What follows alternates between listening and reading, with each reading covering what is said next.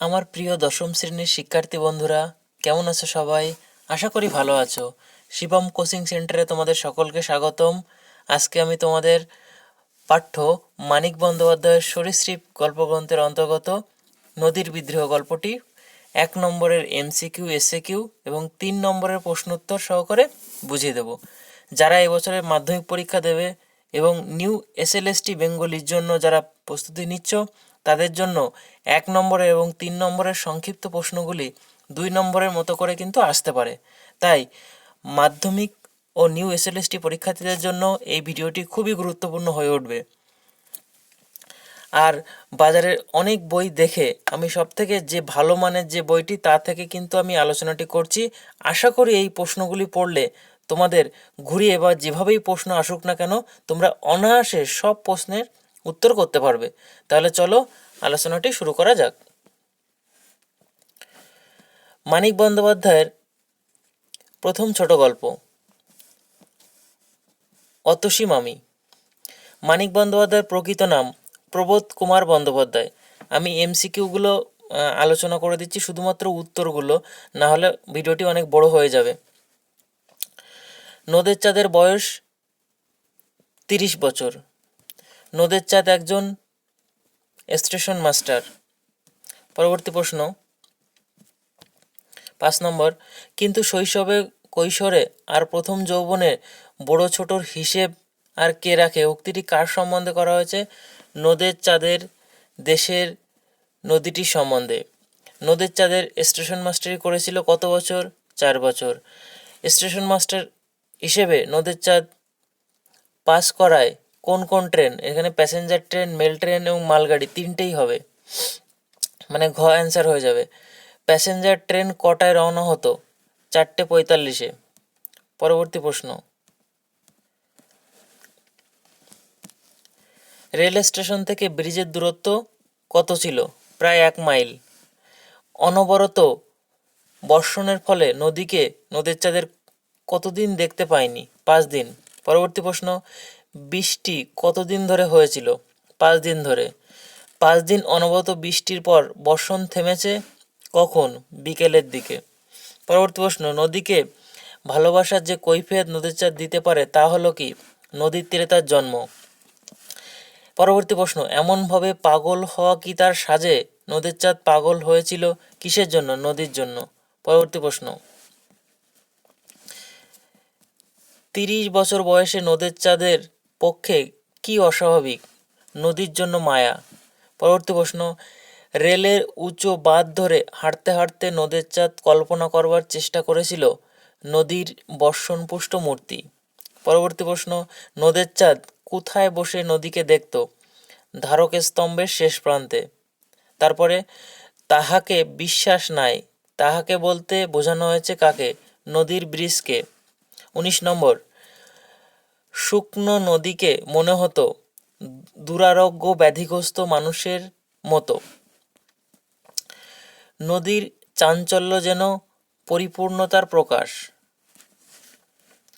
পরের প্রশ্ন দেখি, নদের চাঁদ চিঠিটি ছিল কাকে? কেমন চিঠি ছিল? বিরহ বেদনা ভরা চিঠি ছিল। পরবর্তী প্রশ্ন, যে পুরাতন চিঠিটা নদীর স্রোতের মধ্যে ছুঁড়ে ফেলেছিল নদের চাঁদ, সেই চিঠিটি লেখা কার উদ্দেশ্যে? তার স্ত্রীর উদ্দেশ্যে লেখা। পরে, স্ত্রীকে লেখা নদের চাঁদের চিঠির পৃষ্ঠা সংখ্যা কত ছিল? 5। পরের প্রশ্ন, এই ভীষণ মধুর শব্দ শুনতে সর্বাঙ্গ অবশ শব্দটি হলো কি? নদীর ও বৃষ্টির শব্দ। পরবর্তী প্রশ্ন, কতক্ষণ বিরতি দিয়ে আবার বৃষ্টি শুরু হয়েছিল? 3 ঘন্টা। তারপরের প্রশ্ন, বড় ভয় করিতে লাগলো নদের চাঁদের, ভয়ের কারণ কি? যদি ব্রিজটা ভেঙে যায় সেটাই ভয় করেছিল নদের চাঁদের। পরবর্তী প্রশ্ন 27 নম্বর, উন্মত্ততার জন্য নদের চাঁদের কাকে জীবন্ত মনে হয়েছিল? জলপ্রবাহকে। অন্ধকারের অতি সাবধানে নদের চাঁদ রেল লাইন ধরে হাঁটছিল কোন দিকে? স্টেশনের দিকে। পরবর্তী প্রশ্ন, এতকাল নদের চাঁদ গর্ব অনুভব করে কিসের জন্য গর্ব অনুভব করেছিল? নতুন রং করা ব্রিজের জন্য। পরের প্রশ্ন, কিন্তু পারবে কি? এখানে কি পারার কথা বলা হয়েছে? চিরকাল স্বাধীনভাবে চলতে। অর্থাৎ নদীর চিরকাল স্বাধীনভাবে চলতে পারার কথা বলা হয়েছে। 31 নম্বর, আজ তার জন্য মনে হলো কি প্রয়োজন ছিল ড্যাশ ব্রিজের। 32 নম্বর এবং শেষ প্রশ্ন, কিসের আকস্মিক আঘাত নদের চাঁদের চেতনাকে দিশেহারা করেছিল? ট্রেন চলে যাওয়ার শব্দ। এবার আমরা চলে গেলাম সংক্ষিপ্ত প্রশ্নে, দুটো প্রশ্ন আছে। সেটা হচ্ছে নদের চাঁদের মৃত্যু হয়েছিল ট্রেনের ধাক্কায়। কোন ট্রেনের ধাক্কায় নদের চাঁদ মারা গিয়েছিল? সেটা হচ্ছে 7 নম্বর প্যাসেঞ্জার ট্রেনের ধাক্কায়। এবার আমরা চলে আসব 1 নম্বরের সংক্ষিপ্ত প্রশ্ন। আমার এই ভিডিওটি যদি ভালো লাগে অবশ্যই তোমরা লাইক, কমেন্ট এবং শেয়ার করো, আমার চ্যানেলটার সঙ্গে জুড়ে থেকো। পরবর্তী প্রশ্নে, নদীর বিদ্রোহ কার লেখা? মানিক বন্দ্যোপাধ্যায়ের লেখা। নদীর বিদ্রোহ গল্পে নদের চাঁদ পেশায় কী ছিলেন? পেশায় ছিলেন স্টেশন মাস্টার। নদের চাঁদ স্টেশন মাস্টারি করতে এসে কতদিন পরিচিত নদীটিকে দেখতে পায়নি? 5 দিন, বৃষ্টির জন্য আর কি, তোমরা জানো সবাই। নদের চাঁদে নদীটি কীরকম ছিল? নদের চাঁদের দেশের নদীটি কীরকম ছিল? ক্ষীণস্রোতা ও নির্জীব।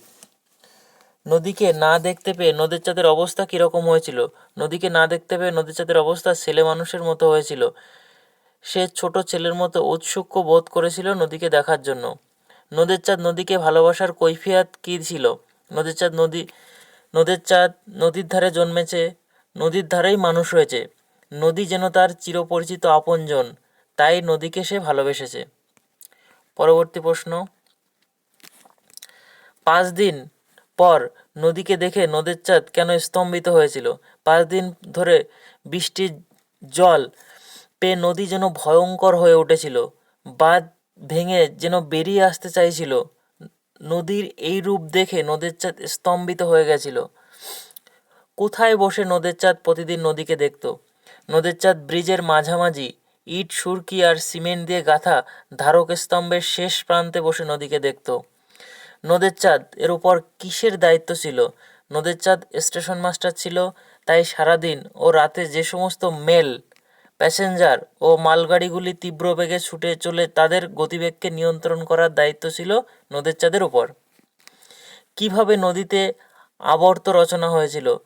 নদীর জল বর্ষার অনেকটা বেড়ে গেছিল, তাই নদীর স্রোত ব্রিজের ধারক স্তম্ভে বাধা পেয়ে তার আবর্ত রচনা করেছিল। কেন নদের চাঁদের নদীর জলপ্রবাহকে জীবন্ত মনে হলো?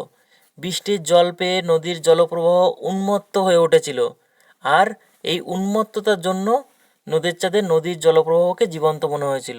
মানে নদীর জলপ্রবাহ যেন ফুলে ফেঁপে উঠেছিল এবং প্রচণ্ড ঢেউ হচ্ছিল, সেই উন্মত্ততা দেখে কিন্তু তার মনে হয়েছিল যে নদী জীবন্ত হয়ে উঠেছে। স্ত্রীকে লেখা চিঠি নদীর জলস্রোতে ফেলার পর নদের চাঁদের কী মনে হয়েছিল?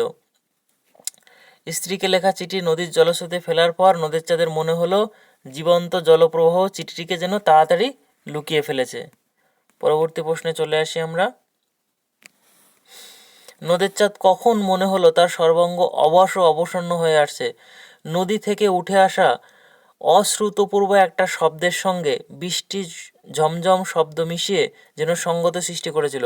মানে নদী থেকে আসা একটা অশ্রুতপূর্ব, মানে যে শব্দটা সে আগে শুনিনি সেরকম শব্দ, আর সেই সাথে বৃষ্টির ঝমঝম শব্দ, এই দুটো শব্দ শুনে তার জন্য সর্বাঙ্গ অবশ হয়ে আসছিল। পরবর্তী প্রশ্ন, নদের চাঁদ কেন ভয় পেয়েছিল? মানে নদীর অবস্থা ভয়ঙ্কর ছিল, নদী যেন রোষে ক্ষোভে উন্মত্ত ছিল। নদের চাঁদ নদী থেকে 1 হাত উঁচুতে বসেছিল, তাই বর্ষার জলে ফুলে ফেঁপে ওঠা নদীর যে কোনো মুহূর্তে বিপদ ঘটতে পারে ভেবেই নদের চাঁদ ভয় পেয়েছিল। অর্থাৎ নদের চাঁদ ব্রিজের এমন জায়গায় বসেছিল আর তার থেকে জল একটু সামান্য নিচে 1 হাত উঁচুতে সে বসেছিল। এবার এই মুহূর্তে হঠাৎ করে তো ব্রিজটাও ভেঙে পড়ে যেতে পারে, এমন একটা আশঙ্কায় সে কিন্তু খুব ভয় পেয়েছিল এই স্রোতের গতিবেগ দেখে। নদী কি চায় বলে নদের চাঁদ মনে হলো? নদী কি ব্রিজ ও মানুষের হাতে গড়া বাঁধে নদী নিজের স্বাভাবিক গতি ফিরে পেতে চায় বলে নদের চাঁদ মনে করেছিল? অর্থাৎ নদের চাঁদ ভেবেছিল যে মানুষ এই যে ব্রিজ তৈরি করে বা হাতে গড়া নানা রকম বাঁধ তৈরি করে, তাতে নদীর স্বাধীনতাটা হরণ করে নেয়। সে নদী যেন স্বাধীনভাবে চলতে চায়, নিজের গতি ফিরে পেতে চায়, সেটাই নদের চাঁদ মনে করেছিল। নদীর বিদ্রোহের কারণ নদের চাঁদ বুঝতে পারলো কিভাবে? নদের চাঁদ কিভাবে বুঝতে পারলো যে নদী বিদ্রোহ করছে? শুকনো নদী 5 দিনে বৃষ্টির জলে পরিপূর্ণ হয়ে উঠেছিল। নদীটি আগে শুকনো ছিল, 5 দিনের বৃষ্টির জলে সেটা পরিপূর্ণ হয়ে উঠেছিল। উন্মত্ত নদীর সেই তীব্র জলস্রোত জলধারা দেখে নদের চাঁদ নদীর বিদ্রোহ অনুভব করেছিল। অর্থাৎ 5 দিনের মধ্যে বৃষ্টিতে এত স্রোত আর এত তীব্র গতিবেগ জলের, সেটা দেখে কিন্তু নদীর চাঁদের মনে হয়েছিল নদী যেন বিদ্রোহ ঘোষণা করেছে। পরের প্রশ্ন দেখি কি আছে। ব্রিজ ও বাঁধ ভেঙে ফেললেও নদী কেন রেহাই পাবে না বলে নদের চাঁদের মনে হলো? অর্থাৎ ব্রিজ ও বাঁধ যদি ভেঙে ফেলে নদী একবার, তাহলে মানুষ তো আবার সেটাকে গড়ে তুলবে। তাই নদী কিন্তু এই ব্রিজ একবার ভেঙে বা বাঁধ একবার ভেঙে সে কিন্তু রেহাই পাবে না। সেটাই বলতে চাইছে।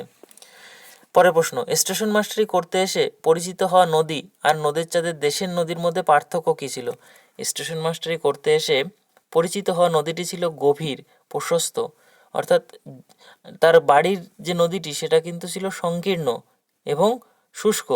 আর এই নদীটি গভীর, 1 নম্বর গভীর, তারপরে হচ্ছে প্রশস্ত, আর একটা হচ্ছে জলপূর্ণ। আর নদের চাঁদের দেশের নদীটি ছিল ক্ষীণ স্রোতা, মানে খুব কম স্রোত। ক্ষীণ মানে খুব কম, আর স্রোত মানে স্রোতা মানে স্রোত বয়ে যায়। আর নির্জীব মানে জীবন্ত নয়, সেটা বলতে চাইছে, অর্থাৎ স্থিমিত। পরের প্রশ্ন, নদের চাঁদের দেশের ক্ষীণস্রোতা নদীটি শুকিয়ে যাওয়ার উপক্রম হলে তার অবস্থা কীরকম হয়েছিল? অর্থাৎ নদের চাঁদের দেশের যে ক্ষীণস্রোতা নদীটি জল কমে যাওয়ায় শুকিয়ে যাওয়ার উপক্রম হলে সে প্রায় কেঁদে ফেলেছিল। কেমনভাবে কেঁদেছিল সেটা বলতে চাইছে লেখক, যে দুরারোগ্য মানে কঠিন অসুখ, দূর যুক্ত আরোগ্য, অর্থাৎ কঠিন অসুখ বা ব্যাধিতে পরম আত্মীয় মানে নিজের খুব ঘনিষ্ঠ আত্মীয় মারা যাওয়ার উপক্রম হলে, মানে মারা যেতে থাকলে বা মারা যাচ্ছে এমন অবস্থায় মানুষ যেভাবে কাঁদে, ঠিক তেমনভাবেই কিন্তু এই নদীর শুকনো অবস্থা দেখে নদের চাঁদ কেঁদেছিল। সেটা হচ্ছে তার বাড়ির পাশের নদীর। পরের প্রশ্ন, কিভাবে নদের চাঁদের মৃত্যু হয়েছিল? অন্ধকারে অন্যমনস্ক ভাবে লাইন ধরে স্টেশনের দিকে যাওয়ার সময় ট্রেনের ধাক্কায় কিন্তু নদের চাঁদের মৃত্যু হয়েছিল। আমি আজকে 3 নম্বরের প্রশ্নগুলো আলোচনা করে দিচ্ছি, তোমরা কষ্ট করে একটু ভিডিওটি দেখো সময় নিয়ে। তার কারণ আমি একবারে আলোচনা করে দিলে তো তোমাদের অনেকটা সুবিধা হবে, তোমরা পরেও সেগুলো যখন প্রয়োজন হবে তখন বাকিটুকু দেখে নিতে পারবে, বা একটু কষ্ট করে দেখে নিও। আমি একবারে ভিডিওটি আলোচনা করে দিচ্ছি। নদের চাঁদের নদীর প্রতি এত মায়া কেন? তার নিজের কাছেই অস্বাভাবিক বলে মনে হয়। অর্থাৎ নদীর প্রতি তার যে এত মায়া, তার নিজেই ভাবে যে নিজেরই বলে যে এটা একটা অস্বাভাবিক ঘটনা, কারণ নদীর প্রতি এত মায়া উচিত নয়। দেখো কি বলছে, নদের চাঁদ নদীর প্রতি ভালোবাসা, মায়া, মমতা একটু বেশি রকম ছিল। এমনকি বেশি দিন নদীকে না দেখতে পেলে নদীকে দেখার জন্য ছেলে মানুষের মতো উৎসুক হয়ে উঠত। কিন্তু একজন সাধারণ স্টেশন মাস্টার হয়ে চেনা ছক বা গণ্ডির বাইরে বেরিয়ে নদীকে ভালোবাসা কিছুটা হলেও তার পক্ষে বেমানান। তাই নদের চাঁদে নদীর প্রতি এত মায়া আর নিজের কাছেই অস্বাভাবিক মনে হয়। অর্থাৎ তার নিজের কাছেই কিন্তু এই জিনিসটা অস্বাভাবিক মনে হতো। পরের প্রশ্ন,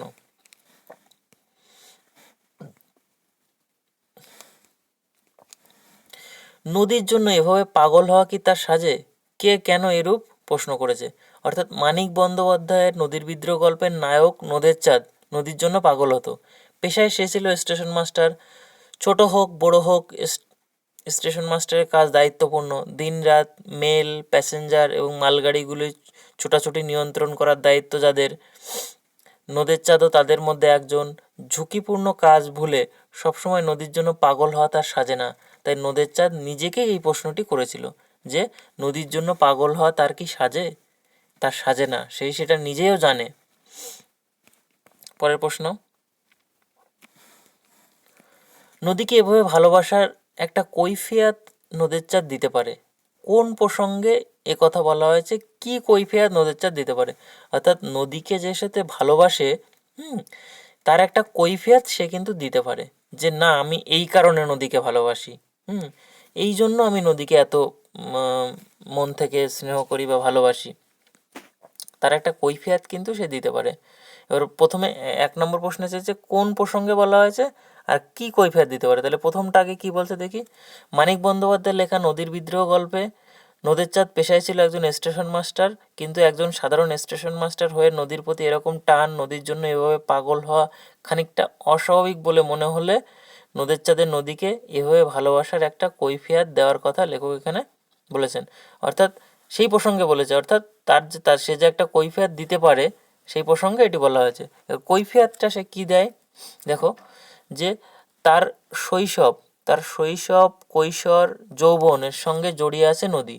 যেহেতু নদীর ধারেই তার জীবনের বেশিরভাগই সময় কেটেছে, তাই সে চিরকাল নদীকে ভালোবেসেছে। এই কথা সে কৈফিয়তটা দিতে পারবে বলে লেখক মনে করেছে। সে প্রায় কাঁদিয়া ফেলিয়াছিল।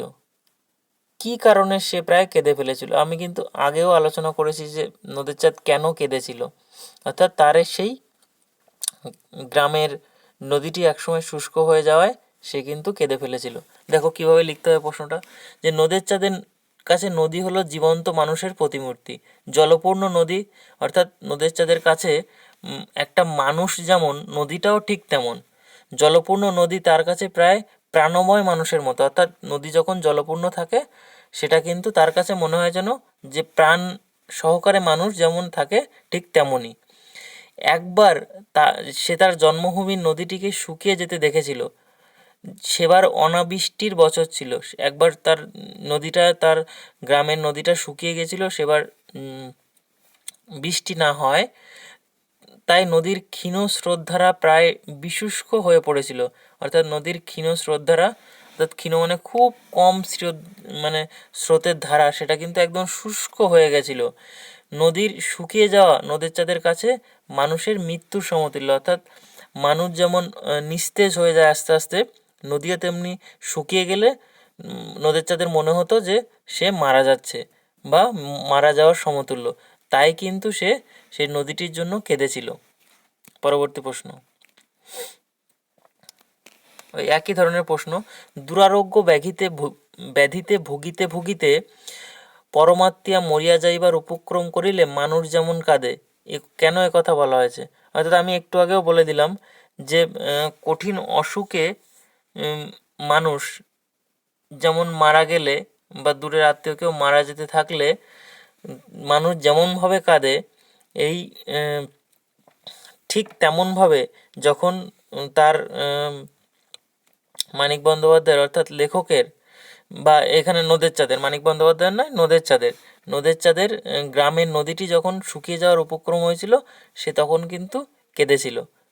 কারণ সে তাকে মানুষের মতোই মনে করত, যে মানুষ যেমন জলপূর্ণ প্রাণময় থাকে, ঠিক তেমনই সে কিন্তু মনে করত। এখানে দেখো কি বলছে, নদীর চাঁদের দেশের ক্ষীণস্রোতা ও নির্জীব নদীটি অসুস্থ দুর্বল আত্মীয়র মতো তার মমতা পেয়েছিল। একবার অনাবৃষ্টিতে এই ক্ষীণস্রোতা নদীর জল শুকিয়ে যাওয়ার উপক্রম হলে নদের চাঁদ ভীষণ কষ্ট হয়েছিল। সে এমনভাবে কেঁদেছিল যেন তার দুরারোগ্য ব্যাধিতে কাছের কোনো আত্মীয় মারা যাওয়ার উপক্রম হয়েছে। কারণ এই নদীটি তার পরমাত্মীয়ের মতোই সে ভালোবাসত নদীটিকে। পরের প্রশ্ন চলে আসি, দেখি কি আছে। নদের চাঁদ সব বোঝে, নিজেকে কেবল বুঝাইতে পারে না। নদের চাঁদ কি বোঝে? সে নিজেকে বোঝাতে পারে না কেন? আমি ছোট্ট করে একটু বলে দিই, তারপর প্রশ্নটি বলে দিচ্ছি। এটা হচ্ছে নদের চাঁদ সব বোঝে। সে বোঝে যে নদীর প্রতি সে একটা দায়িত্বশীল স্টেশন মাস্টার হয়ে নদীর প্রতি তার এত ভালোবাসা কিন্তু সাজে না। সে সেটা বোঝে, তবুও সে নিজেকে বোঝাতে পারে না। কারণ কোনো একটা অজানা কোনো একটা টান যেন সে নদীর কাছে তাকে ছুটিয়ে নিয়ে যায়। দেখো কি বলছে, নদীর প্রতি নদের চাঁদের এত বেশি মায়া একটু অস্বাভাবিক, এই কথাটি সে বোঝে। সেটা আমি বলে দিলাম। নদের চাঁদ জানে যে নদী প্রীতি কেউ সমর্থন করবে না, নদীকে ভালোবাসা কেউ সমর্থন করবে না। এটা তার নিজস্ব একান্ত ব্যক্তিগত অনুভূতি। এই অনুভূতি সর্বজনীন নয়, অর্থাৎ সবার জন্য নয়। তাছাড়া সে যে কাজে নিযুক্ত তাতে নদী সম্পর্কে এত চিন্তা করাটাও বিপজ্জনক, কারণ যে কোনো মুহূর্তে বিপদ ঘটতে পারে। কেননা সে যে একজন স্টেশন মাস্টার। তথাপি নদের চাঁদ তার মনকে বোঝাতে পারে না। এই অজানা কারণেই তার চঞ্চল মন সর্বদা নদীর কাছে ছুটে চলে। পরের প্রশ্ন আছে, কি আছে দেখি। নদের চাঁদ দেশের নদী ও স্টেশন মাস্টারি করতে এসে পরিচিত নদী, এই দুই নদীকে ভালোবাসার প্রকৃতি ও স্বরূপ কীরকম ছিল? অর্থাৎ সে তার দেশের যে নদীটা ছিল আর সে যেখানে চাকরি পেয়েছে স্টেশন মাস্টারি করছে সেখানকার যে নদী, এই দুই নদীর কে ভালোবেসেছিল, সে দুটো নদীকেই ভালোবেসেছিল।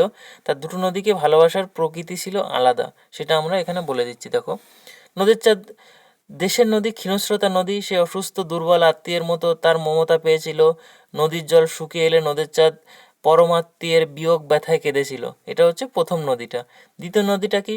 অন্যদিকে স্টেশন মাস্টারি করতে এসে গভীর প্রশস্ত নদী ছিল তার পরম বন্ধু। একদিনও সেই নদীকে না দেখে সে থাকতে পারত না। নদীর স্রোতে নিজের স্ত্রীকে লেখা চিঠি ফেলে এক অদ্ভুত খেলায় নদীর চাঁদ মেতে উঠত। নদীও যেন তার খেলায় যোগ দিয়েছিল। এরকম ছিল তার ভালোবাসা। তাহলে প্রথম নদীটা ছিল কি? তার পরমাত্মীয়, হ্যাঁ, যে তার বিয়োগ ব্যথায় সে কান্না করতো। আর পরের নদীটা ছিল তার বন্ধুর মতো, তাকে একদিনও না দেখে থাকতে পারতো না। পরের প্রশ্ন চলে আসি। 4 বছর চেনা এই নদীর মূর্তি দেখে তাই যেন আরও বেশি ভয়ঙ্কর, আরও বেশি অপরিচিত মনে হইল। কেন নদীর চাঁদের কাছে নদীর মূর্তি অপরিচিত বলে মনে হলো, আলোচনা করো। এই উদ্ধৃত অংশে নদীর চাঁদের স্টেশন মাস্টারি করতে এসে পরিচয় হওয়া বাঁধে বন্ধি নদীটির কথা বলা হয়েছে।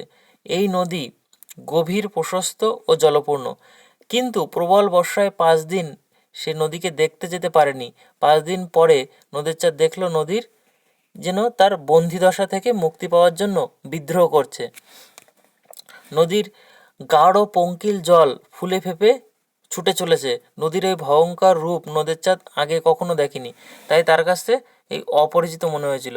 অর্থাৎ নদী সে আগে দেখেছে, এবং এই যে নদীটি, এই নদীটিওকে সে আগে দেখেছে, কিন্তু 5 দিন বৃষ্টির পরে তার যে জলের উচ্চতা এবং জলের যে স্রোত, সেই ভয়াবহতা দেখে তার কাছে নদীটা যেন অপরিচিত মনে হয়েছিল। পরবর্তী প্রশ্ন, নদীর চাঁদ নদীর সঙ্গে যে খেলায় মেতে উঠেছিল সেই খেলাটি কীরকম ছিল? সেটা আমি একটু আগে বললাম যে স্ত্রীকে লেখা চিঠি নিয়ে এসে ছুঁড়ে ফেলেছিল এবং হঠাৎ করে সেই স্রোতে সেই চিঠিটাকে যেন লুকিয়ে ফেলেছিল। এটা একটা খেলার মতো। এবার এটাকে একটু বড় করে লিখতে হবে। কীভাবে লিখতে হবে? এক বর্ষার দিনে নদীর কাছে গিয়ে নদীর চাঁদ দেখল নদীর জল ব্রিজের ধারক স্তম্ভ, অর্থাৎ ব্রিজ যে চুন সুরকি দিয়ে গাঁথা যে থাম, সেই স্তম্ভে বাধা পেয়ে যাচ্ছে। কারণ স্তম্ভটা মাটি থেকে উঠে আসছে ওপরের দিকে, তাহলে জলটা যাচ্ছে সেই মানে স্তম্ভে কিন্তু বাধা পেয়ে যাচ্ছে, এটাই বলছে। ধারকস্তম্ভে বাধা পেয়ে একটা ফেনিল আবর্ত, ফেনিল মানে ফেনাযুক্ত একটা ঘোল মতো পড়ছে আর কি, অর্থাৎ বেঁধে যাচ্ছে, তো বেঁধে গিয়ে অনেকটা সরে গিয়ে জলটা এক জায়গায় গিয়ে পড়ছে, যার জন্য ওই জায়গাটা স্রোতের মতো আবর্ত সৃষ্টি করছে। সে পকেট থেকে অনেক দিন আগে স্ত্রীকে লেখা একটা চিঠি বার করে নদীর জলে ছুঁড়ে ফেলে দিল। চোখের পলকে সেই চিঠি অদৃশ্য হয়ে গেল। চিঠির এক একটি পাতা ছিঁড়ে দুমড়ে মুচড়ে সে নদীর মধ্যে ফেলতে লাগলো, আর নদীও সেগুলি নিজের মধ্যে লুকিয়ে ফেলতে লাগলো। এভাবে নদীর চাঁদ অদ্ভুত খেলায় মেতে উঠেছিল। এই খেলাটি কিন্তু সে খেলেছিল। পরবর্তী প্রশ্নে চলে আসি। আজ যেন সেই নদী খেপিয়া গিয়াছে। নদী খেপে যাওয়ার মধ্যে নদীর চাঁদ কোন সত্য উপলব্ধি করেছে? বর্ষায় নদী টইটুম্বর হয়ে উঠেছে, প্রবল তার জলস্রোত, পরিপূর্ণতার আনন্দে সে যেন মাতোয়ারা, সেই বাধা সে মানতে চায় না। প্রমত্ত জলের ঘূর্ণিতে পঙ্খিল আবর্ত সৃষ্টি হয়েছে। নদীর চাঁদ মনে করেছে নদী এবার বিদ্রোহী হয়ে উঠেছে। মানুষ বিদ্রোহী হলে যেমন দুর্বর দুরন্ত হয়ে ওঠে, প্রতিবাদী হয়ে ওঠে, ঠিক তেমনই নদীও যেন আজ আগ্রাসী মানুষের বিরুদ্ধে গর্জে উঠতে চাইছে। অর্থাৎ যারা সাম্রাজ্যকে গ্রাস করে, রাজ্যকে গ্রাস করে, মানুষের ক্ষতি করে, সেই সমস্ত মানুষের বিরুদ্ধে যেন নদীও আজকে গর্জে উঠতে চাইছে। পরবর্তী প্রশ্ন, নদীর চাঁদের ভারী আমোদবোধ হইতে লাগলো। কী কারণ নদীর চাঁদের এমন আমোদবোধ হয়েছিল? নদীর চাঁদ নদীকে বড় বেশি ভালোবাসিত। বর্ষায় নদী পরিপূর্ণ হয়ে উঠেছিল। সে বিমুগ্ধ চোখে পরিপূর্ণ নদীকে দেখছিল, সে কিন্তু এক পলকে মুগ্ধ হয়ে সে কিন্তু নদীকে দেখছিল। উন্মত্ত জলস্রোত, মানে জলস্রোত খুব মত্ত হয়ে উঠেছে, পাগলের মতো ছুটে চলেছে। জলস্তর এত উঁচুতে উঠে এসেছিল যে নদের চাঁদ হাত বাড়িয়ে তা ছুঁতে পারত। নদীর যেন এক পূর্ণ যৌবনা, অর্থাৎ তার জন্য সে যৌবন ফিরে পেয়েছে। অপ্রতিরোধ্য তার গতি, অর্থাৎ তার গতিকে কিন্তু রোধ করা যাচ্ছে না, এত তার গতি, সেই জলের গতি। জলের কোলাহল যেন প্রাণের কোলাহল, অর্থাৎ জলের যে শব্দ সেটাকে মনে হচ্ছে যেন প্রাণের শব্দ। নদীর এই পরিপূর্ণতার রূপ দেখে নদীর চাঁদের কিন্তু ভারী আনন্দ হয়েছিল। পরবর্তী প্রশ্নে চলে আসি। সেই আনন্দের সঙ্গে তার ভয়ও করিতে লাগিল নদীর চাঁদের। কী কারণে ভয় হয়েছিল? সেটা হচ্ছে সে যে যেখানে বসে আছে, সেই যে ধারক স্তম্ভ, এত জলের স্রোত হচ্ছে, মনে হচ্ছে যেন কখন এটা ভেঙে পড়ে যায়, সেটাই কিন্তু তার ভয়ের কারণ হয়েছিল। দেখো কি বলছে এখানে। নদীর চাঁদ নদীর সঙ্গে খেলায় মেতেছিল। মুষলধারে বৃষ্টি নামলেও সে ভিজে ভিজেই নদীর পূর্ণ রূপ দেখছিল। তারপরে দিনের ম্লান আলোটুকু ধীরে ধীরে মিলিয়ে গেল, চারিদিকে নেমে এসেছিল নিবিড় অন্ধকার। বৃষ্টির একটু থেমে যাওয়ার থেমে আবার প্রবল বেগে শুরু হলো। নদীর কলধ্বনি আর বর্ষণের ঝমঝম শব্দ এই সঙ্গীতের ঐকতান সৃষ্টি করলো। নদীর চাঁদের মনে হলো মন থেকে ছেলে মানুষই আমোদ মিলিয়ে গেল। সহসা যেন তার সর্বাঙ্গ অবশ অবসন্ন হয়ে এলো। এই পরিবেশে নদীর রহস্যময়তা দেখে নদীর চাঁদের ভয় করতে লাগলো। পরবর্তী প্রশ্নে চলে আসি। নদীর বিদ্রোহের কারণ সে বুঝিতে পারিয়াছে। কে কিভাবে নদীর বিদ্রোহের কারণ বুঝিতে পেরেছিল? 5 দিন বৃষ্টির পর নদীর কাছে গিয়ে নদীর চাঁদ দেখল নদীর পঙ্কিল মানে পাকযুক্ত, অর্থাৎ ঘোলা জল। জলস্রোত ফুলে ফেঁপে উদ্যম গতিতে ছুটে চলেছে। নদীর যেন কোনো এক রোষে, অর্থাৎ রাগে ক্ষোভে উন্মত্ত মানে মত্ত হয়ে উঠেছিল। নদীর জলস্রোত প্রায় ব্রিজের কাছাকাছি উঠে এসে ব্রিজ ও বাঁধ ভেঙে বেরিয়ে যেতে চাইলে নদীর চাঁদ নদীর বিদ্রোহের কারণ বুঝতে পারল। তার মনে হলো নদী যেন মুক্তি পেতে চাইছে, ফিরে পেতে চাইছে তার স্বাভাবিক গতি, তাই তার জন্য এই বিদ্রোহ। বুঝতে পারলে তোমরা সবাই? তারপরে পরের প্রশ্ন চলে যায়। কি প্রয়োজন ছিল ব্রিজের? কি প্রয়োজন ছিল ব্রিজের? কোন ব্রিজের কথা বলা হয়েছে? উদ্দিষ্ট ব্যক্তি তা অপ্রয়োজনীয় বলে মনে হয়েছে কেন? নদীর চাঁদ যে স্টেশনে স্টেশন মাস্টারির কাজে নিযুক্ত ছিল তার অনতি দূরেই ছিল একটি নদী। এই নদীটির উপর যে কংক্রিটের ব্রিজ ছিল, এখানে সেই ব্রিজটির কথা বলা হয়েছে। উদ্দিষ্ট ব্যক্তির তা অপ্রয়োজনীয় মনে হয়েছিল কেন? অর্থাৎ তার প্রয়োজন নেই কেন? অর্থাৎ জলের যে গতি, সে গতিতে সে বুঝতে পেরেছিল যে এই ব্রিজ হয়তো ভেঙে সে বেরিয়ে যেতে পারে, অর্থাৎ নদী স্বাধীনভাবে মুক্তভাবে চলতে চায়, তাই ব্রিজ তার কাছে আজ অপ্রয়োজনীয় মনে হয়েছিল। দেখি কি বলছে এখানে। আগে নদীর চাঁদ নদীর ব্রিজটি নিয়ে সেই রঙটা নিয়ে সে কিন্তু গর্ব অনুভব করতো, কিন্তু বর্ষায় নদীর জলে পরিপূর্ণ হলে নদীর চাঁদ মনে হলো ব্রিজটি যেন নদীর পায়ের শেকল। ব্রিজের থামগুলো যেন নদীর প্রবাহের প্রতিবন্ধকতা, অর্থাৎ নদীর প্রবাহ হতে বাধা দিচ্ছে, প্রতিবন্ধকতা সৃষ্টি করছে। নদীর স্বাধীনতাকে অবরুদ্ধ করে এমন কোনো জিনিস নদীর চাঁদের অভিপ্রেত নয়, অর্থাৎ নদীর যে স্বাধীনতা তাকে যে রুদ্ধ করবে সেটা কিন্তু নদীর চাঁদের সেটা পছন্দের নয়। তার জন্য সে বলেছিল আজকে ব্রিজটার কোনো প্রয়োজন নেই। পরের প্রশ্ন। পারলেও মানুষ কি তাকে রেহাই দেবে? কার কি পারার কথা বলা হয়েছে? মানুষ কিভাবে তাকে রেহাই দেবে না? অর্থাৎ এখানে ছোট্ট করে উত্তরটা বলে দিই, সেটা হচ্ছে যে ব্রিজটা যা আছে সেই ব্রিজ যদি নদী ভেঙে নিয়ে যায় তবু মানুষ তাকে তো আবার তৈরি করবে, তাই কিন্তু সেই সেই পরাধীন হয়েই তাকে থাকতে হবে নদীকে, স্বাধীন কিন্তু সে হতে পারবে না। সেই জন্য সে মানুষের হাত থেকে কিন্তু রেহাই পাবে না। এটাই দেখো কীভাবে বলছে। নদী ইচ্ছা করলে তার তীব্র জলস্রোতে মানুষের গড়া বাঁধ চুরমার করে দিতে পারে, কিন্তু তবুও মানুষ তাকে রেহাই দেবে না। তারা আবার নতুন করে বাঁধ তৈরি করবে, প্রবাহমান জীবন্ত নদীকে বন্দি করবে ইচ্ছা মতো। নীরব নদী মুখ বুজে সব সহ্য করবে, এছাড়া তার কী বা করার আছে? কারণ মানুষের অগ্রাসন কখনো শেষ হয় না, নদী পেরে ওঠে না তার সঙ্গে। দেখি তার পরবর্তী প্রশ্নে কি আছে। বন্ধি নদীকে ভালোবাসিয়াছে। এখানে কার ভালোবাসার কথা বলা হয়েছে? কেন নদীকে বন্ধি বলা হয়েছে? মানিক বন্দ্যোপাধ্যায়ের লেখা এই নদীর বিদ্রোহ গল্পে উদ্ধৃত উক্তিটি নদের চাঁদের ভালোবাসার কথা বলা হয়েছে। নদের চাঁদ স্টেশন মাস্টারি করতে এসে পরিচিত হওয়া নদীটি ছিল কেমন? গভীর, প্রশস্ত, জলপূর্ণ। এই প্রবল গতিতে রুদ্ধ করা হয়েছিল বাঁধ দিয়ে, আর নদীর উপরে ছিল ব্রিজ। এই বাঁধ আর ব্রিজ যেন নদীকে বন্দি করে রেখেছিল। নদী ফিরে পেতে চেয়েছিল স্বাভাবিক গতি, কিন্তু বাঁধ দিয়ে নদীর প্রবল জলস্রোতকে আটকে সত্যিই তাকে বন্দি করে রাখা হয়েছিল। তাহলে এখানে কি বলা হলো যে কেন নদীকে বন্দি করে রাখা হয়েছে? সেটা যে কেন নদীকে বন্দি বলা হয়েছে সেটা হচ্ছে যে নদীতে যে ব্রিজ দেওয়া হয়েছে সেই ব্রিজে কিন্তু জলের স্রোতকে আটকে রাখছে। সেই জন্য নদী যেন স্বাধীনভাবে সে চলতে পারছে না, সেজন্য বন্দি হয়ে আছে, সেটাই লেখক এখানে মনে করেছিল। তাই কিন্তু এই কথাটি এখানে বলা হয়েছে। আমার এই ভিডিওটি যদি সত্যিই তোমাদের ভালো লাগে তাহলে অবশ্যই লাইক করো, কমেন্ট করো এবং আমার চ্যানেলটাকে সাবস্ক্রাইব করে রেখো, বেল আইকনে প্রেস করে রেখো। আমি কিন্তু প্রতিনিয়ত এরকম তোমাদের ভিডিও দিতে থাকবো। তোমাদের কোথায় কোন বিষয়ে অসুবিধা আছে আমাকে অবশ্যই কমেন্ট করে জানাবে। আমি তোমাদের সেই মতো সেই টপিকটার উপরে ভিডিও দিয়ে দেওয়ার চেষ্টা করব। আজকের মতো ধন্যবাদ সবাইকে। ভালো থেকো সবাই আমার বন্ধুরা, এবং SLST যারা দেবে তারাও এটা ভালো করে দেখো। আজকের মতো এই পর্যন্ত। Best of luck.